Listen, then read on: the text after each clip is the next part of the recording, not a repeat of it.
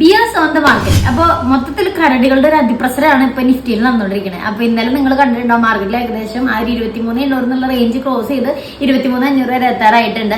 അപ്പൊ ഇന്ന് എങ്ങനെയായിരിക്കും നിഫ്റ്റിയുടെ അപ്ഡേറ്റ് വരുന്നത്? അപ്പോൾ അതിന് മുൻപ് ഇന്നലെ നിങ്ങൾ ട്രേഡ് എങ്ങനെ ഉണ്ടായിരുന്നു, ഗുഡ് ആണ് ബേഡ് ആണ് അവരേജ് ആണോ?